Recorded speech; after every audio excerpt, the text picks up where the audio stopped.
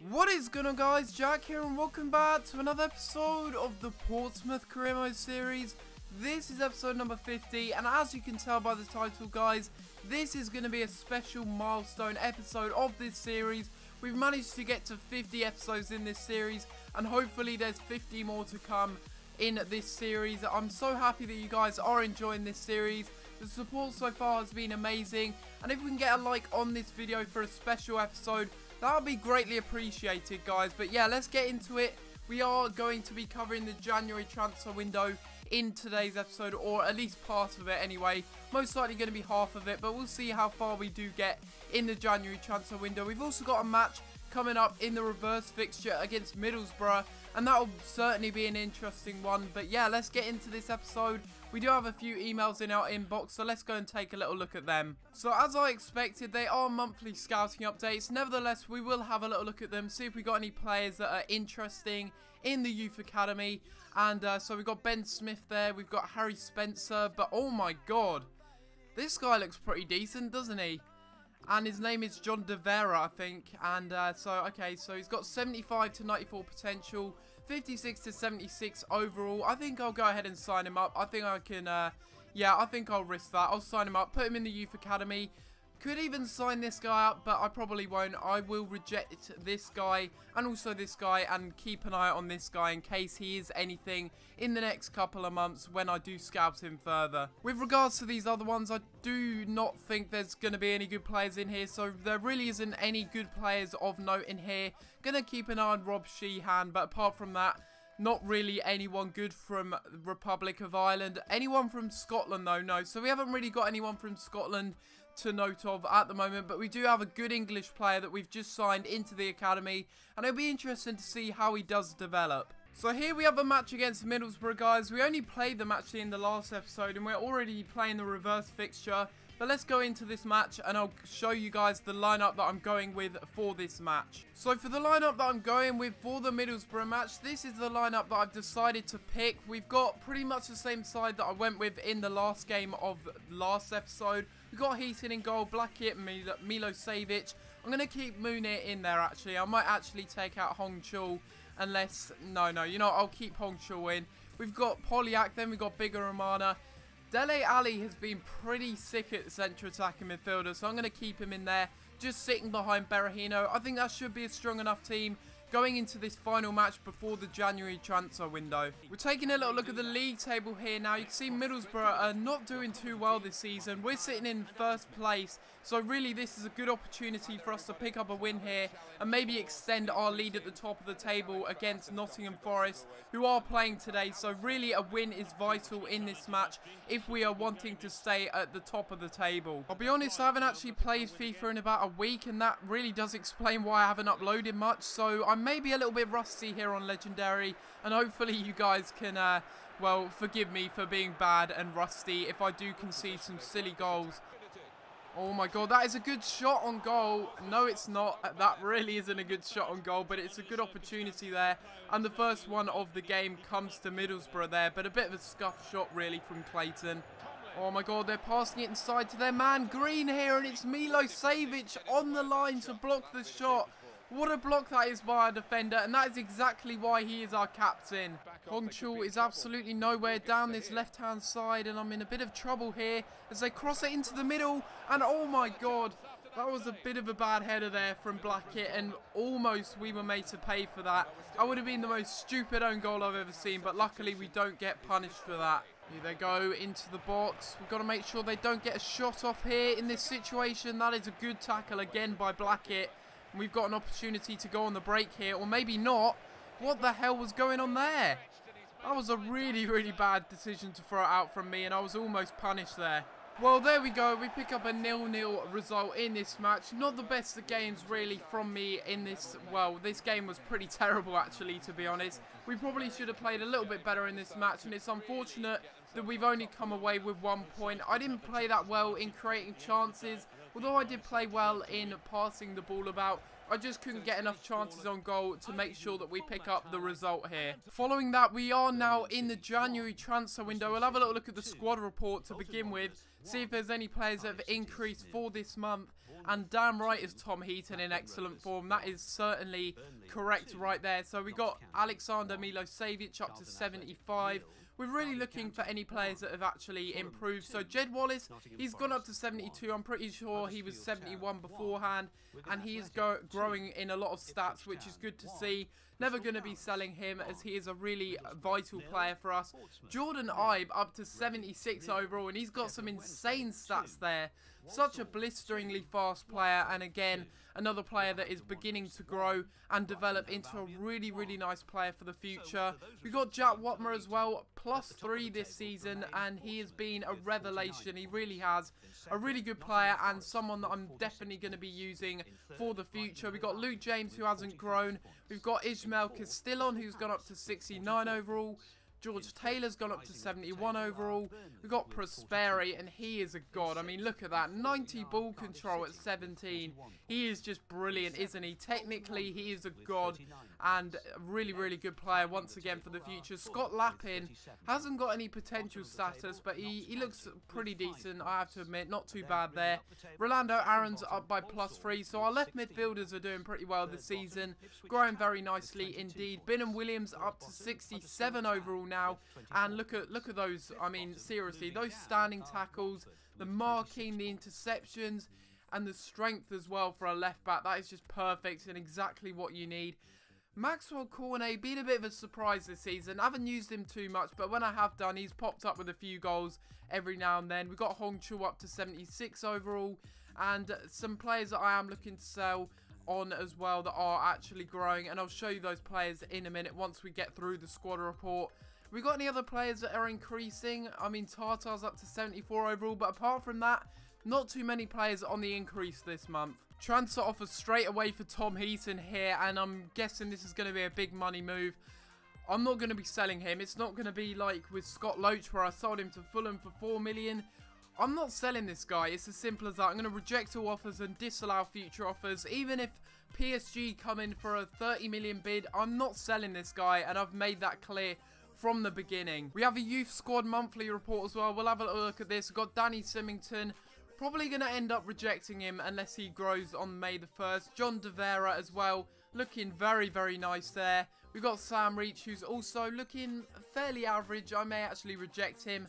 And we've got Shane Lynch, who's got good potential, but his overall could be a little bit better than it currently is at the moment.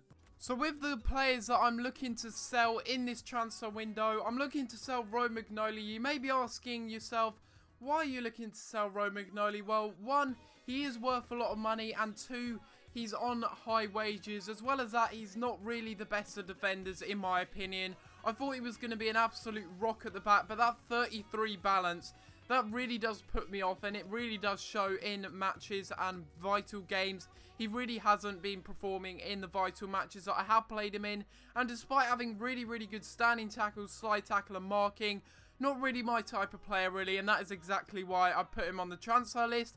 We then got Woods, who I put on the transfer list as well. I'm not going to be selling him, and this is something that I want to reiterate. I just want to see that if I do get a transfer offer for him that is acceptable, I will accept it. That's basically what I'm saying. Put Baker on the short-term loan list because he's glitched, and I want him to start growing as well. So I'm going to put him on the loan list, and I have actually done that for a short loan, and hopefully we will get one very soon. There are also a few players that I am looking to sign on pre-contracts. The first one being Harry Maguire.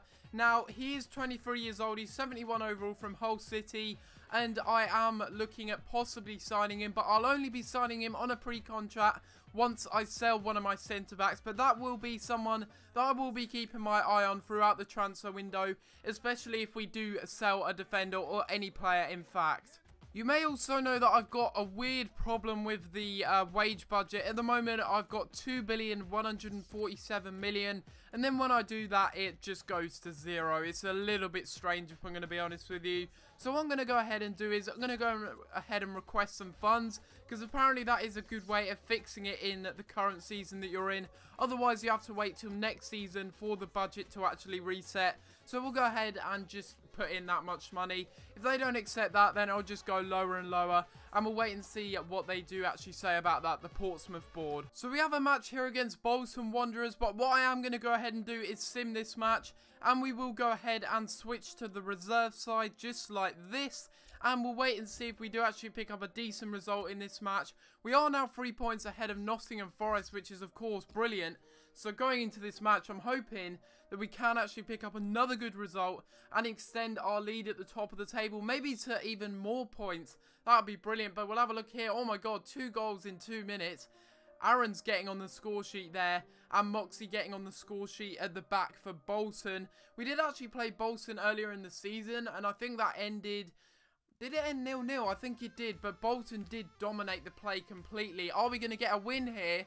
Well, Berahino has scored, so it's looking ever likely that we're going to go ahead and pick up a 2-1 result, and we actually go ahead and get all 3 points here. It's Berahino and Aarons to score, and a very, very good result for us here, as that extends our lead at the top of the table now. I am very much aware that the transfers in this window are going to be a little bit of a problem, really, because I don't want to be signing any players really at all, to be honest with you. I mean, I know that sounds a bit bad, because usually I like to sign lots of players, but with a weekly wage budget of that, which is just ridiculous, and no way to fix it until next season, I don't really know what players to sign, you know, because whatever players I'm signing, I probably don't even have the money to anyway.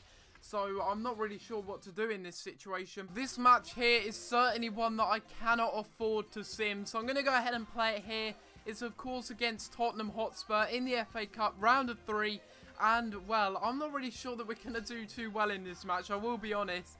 I think Tottenham are going to steal the win here and go through in the FA Cup, but we'll have to wait and see. I'm going with my strongest side. Wait, hold on. So yeah, I'm going to go with my strongest side, my usual side that I went with in the last game against Middlesbrough. Everyone is fully fit now, and that should be good as we go into this match here against Tottenham Hotspur. Here we go, Wallace down this right-hand side. I'm going to cut inside as I always do. We've actually got away with it here, and we've got a good shot on target there, but Kirakesh is there to make the block and avoid that going on target. Right, let's get this one away. It's a bit dangerous in the box here. Oh my god. What the hell has just happened there? Oh my god, we have just experienced something that I can't even explain. I'm lost for words. Why didn't they clear it away? And what on earth was Tom Heaton doing, parrying that one out into the path of Christian Eriksen? I really need to see what went on here. Look at that. What is he doing? If he had have left that, that wouldn't have fallen to Eriksen, and he just slides it into the back of the net. What a ridiculous goal. That is really, really annoying. Oh my god, why has that just happened? I've got a mountain to climb now if I want to get back into this match. They've got 2 good players here, and oh my god. What can I do about that? There's nothing I can do about that. Andros Townsend scores there in the 48th minute. And I really didn't see that coming. Once again, it's Townsend this time. And what a strike from outside the box. Maybe someone that I sign on a pre-contract deal. We'll have to wait and see. What a goal that is, by the way. Incredible stuff by Andros Townsend. And I'm pretty sure that that is game over now for us. Out wide to Jordan Ibe in this situation, and again Yedlin is just way too quick. He's able to catch him every single time, and maybe a transfer target that I look into, because he seems like a bit of a beast of a right back. Well, there we go. We lose the match 2-0 against Tottenham Hotspur, and I have to say we really didn't play well in that match. And well, the first goal, maybe I had something to complain about there, but the second one, no complaints. That was an incredible goal by Andros Townsend, and we end up bowing out of the cup. Maybe that's a sign that I need to improve this side in the transfer window, because we have a chance to get to the Barclays Premier League next season, and that was a little bit of an eye-opener for me, this match against Tottenham here. After that match, I've decided I'm going to go ahead and put in a bid for Jordan Obita here of Reading. I'm going to go and put a bid in for him, because we do have an abundance of left backs that I am looking to shift on, so maybe I can use them as a bit of a make weight in this deal. We'll have to wait and see what they do say when I do put in the offer and they come back to me. I don't really want to sell Ben Purrington. I'd rather sell, where is he? He's up here somewhere, I think, anyway, unless I sent him out on loan. No, he's right there. Tyrone Mings. I would prefer to sell him over anyone any of our other left backs.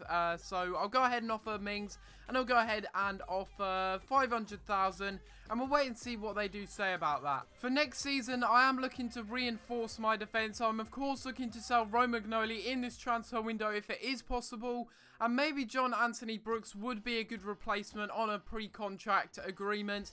He is on 40 grand a week, and I think this would be a good signing when we get to the Premier League. I will offer him a contract, but I will wait and see what he does say about that before I go any further, because I'm not really sure if I do want to make too many pre-contract signings. I want to leave it up to you guys in the comments down below, and that is probably why I will make this episode not full length of the January transfer window, so that you guys can have a little bit of a say on the transfers that I could do and the transfers that I shouldn't do. Another player that I'm also interested in looking at is Danny Batth here. I think that's how you say his name. He's a bit like an English Mertesacker, if you like. He's very, very slow, but he has got very, very nice technical defending stats. And that is exactly why I am interested in maybe purchasing him on a pre-contract. We'll have to wait and see. With regards to the other players and also Danny Batth, I'm not really sure what you guys think about me signing all these pre-contract players. So I'm going to go ahead and offer him a contract, but in the next episode, I'm going to leave it up to you guys to decide whether or not you want me to sign all of these players, or maybe just some of them, or maybe none of them at all. I'm going to make an offer for Seko Fofana as well from Manchester City. He's worth 1.1 million, and he looks to be a pretty decent all-round player. So I'm going to go ahead and make an offer for him. Once again, I'm going to include Ryan Woods in the offer, and I'm going to go ahead and offer 500,000, and we'll wait to see what Manchester City come back and say about this deal. We have a match here against Charlton Athletic, guys. I'm going to go ahead and play it, and this is the lineup that I am going to be using for this match. We've got Heaton in goal, and once again, I think I'm going to go with the same lineup, or I might make a couple of changes actually. I'll bring in Forrest for a little bit of pace down that right-hand side, and I will also bring back Christie into the first 11 as well. And have we got any other players that I could possibly put in? Maybe, you know what, I'll put Tartar in at the centre forward position, and hopefully he can play a bit better than Ali has been playing recently. I will also put Prosperi on the bench, and apart from that, I think we are ready to go into this match. Right, they're on the attack here. Jordan Cousins coming down, passing it into Vetekele here. Can we make an interception? Let's not allow them a shot on goal. That's the most important thing in this situation. Oh my god, that was a bit nervy at the back there. Forrest does an over-the-top through ball. Can Berahino latch onto it? Yes, he can. He breaks inside the box. Can he score it, though? Yes, he can. At the near post, it's Berahino to get the goal and make it 1-0 here after 35 minutes. Literally our first chance in the game, I will be honest. Charlton were dominating before that, but you can see there, Berahino is just way too quick for all of the defenders, and he slots it in at the near post to make it 1-0 and get his 20th goal this season. Here we go again, Big Romana on the ball this time, passing it inside to Berahino. I don't know where Tartar is, he's nowhere to be seen. And oh my god, how has Berahino missed that? Seriously, he really should have tucked that away. That was a harder, well, that was an easier chance, I should say, than the first one, and he's missed it, only just though, and a good effort on goal, but unfortunately we can't double our lead here. Let's go, once again, Big Romana trying to break through the defence here, and he has done, and he's taken a shot, and what the hell happened there? That was a bit of a retarded save by the goalkeeper. Oh my god, they've managed to get into the box here, and they've got a header in. And they've actually equalised here. Oh my god. That's literally their first chance in the second half, and they've managed to score from it. I can't believe it. A little chipped ball into the middle, and the header is on target and into the back of the net. And we need to get a goal here because we really should be picking up all 3 points in this match. It feels like a loss, it really does. I can't believe this. We've got a draw here against Charlton, really, really undeserved. I mean, we had a lot of chances in the game. We had the majority of the possession. Berahino got a goal, and then they equalised in the 71st minute out of nowhere. And we have dropped all 3 points. That's how this match has gone. We really should have picked up the 3 points, but unfortunately, once again, I failed to do so, and we drop even more points in these matches. Right, so we have some emails in our inbox, guys. We have a contract offer decline for John Anthony Brooks, but we do have one accepted for Danny Batth. I won't go ahead and accept it just yet because I am going to go ahead and end the episode off here, guys. Hopefully you have enjoyed this episode of Career Mode, and if you have enjoyed this episode of Career Mode, please be sure to leave a like on the video and subscribe if you haven't already, as it is episode 50, a massive milestone. I want to thank you guys for all the support that you've given me on this series so far, and let's hope that we can continue this series all the way to episode 100, maybe even episode 150. We'll have to wait and see, guys, but thank you so much for watching, and other than that, I'm going to have to leave it there, and I'll see you next time for another video. Thanks for watching.